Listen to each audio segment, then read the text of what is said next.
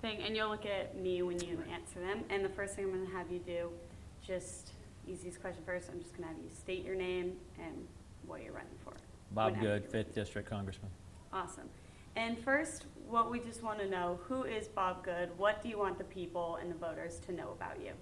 Well, I've done what I said I would do in my first term. I fought for the things that I said I would fight for. I've been a true constitutional conservative, as I said I would be, and I prioritize our border security, our reckless fiscal spending, our education situation to focus on academic excellence and empowering our parents and putting students first. And I've also fought aggressively against the COVID vaccine mandates and the other trampling on our most essential freedoms over these last 2 years. And I'm very proud of the work that our district team has done in resolving over 3,000 cases to help citizens of the 5th District who've reached out to our office for help. We have recovered more than $15 million that was owed to citizens of the 5th District by their federal government. I think we've been a very responsive district office. We responded to, in writing, over 55,000 times to constituents who've reached out to our office with feedback or questions or suggestions for us. And can you tell me some of the challenges that the 5th District may be facing in the next couple of years? Well, the 5th District is currently suffering under the policies of the Biden administration that have caused record inflation that we haven't seen in 40 years. You know, grocery prices are up, housing prices are up, fuel costs are of course up because of the Biden attack on American energy.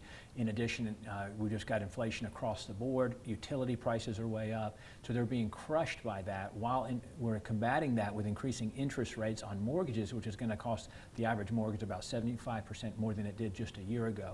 So that's what Americans and Virginians and folks in the 5th District are most concerned about, and that's what we're going to try to end, and we get a new Republican majority. And so what are some of the things that can be done to mitigate these challenges? Well, the first thing is stop the reckless spending. We have $31 trillion in national debt. For the first time ever in the history of the country, you had an administration have $10 trillion in new spending. That's never happened in the history of the country. Our national debt is a greater percentage of our gross domestic product than it's ever been in the history of the country, apart from World War II.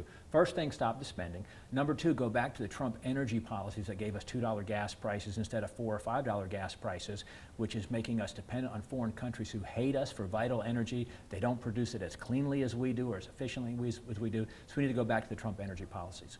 And finally, we need to secure the border. We've got 5 million illegals who've invaded our country because of the Biden administration's policies, which is a terrible national security issue, an economic security issue. It's even a health security issue as well. And that is a terrible invasion of our country.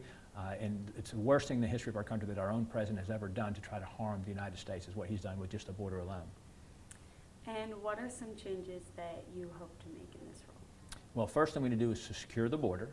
Which again is to go back to the Trump policies that were working, finish the wall, end catch and release, reinstate the Remain in Mexico policy, which meant that folks who were seeking asylum or refuge in our country had to wait in Mexico for their case to be heard, which also caused Mexico to help prevent illegals from invading their country because they had to wait in their country for their asylum case to be heard in the United States. Those are some of the policies that were working. We've got to allow Border Patrol to do their job and close the border once again.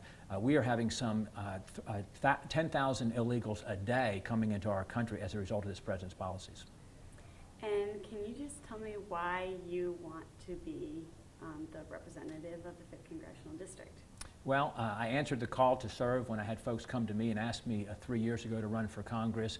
I did what I said I would do as a true conservative. I fought aggressively against the harmful Biden policies that are ruining our country and under which, again, the citizens of the 5th District are suffering.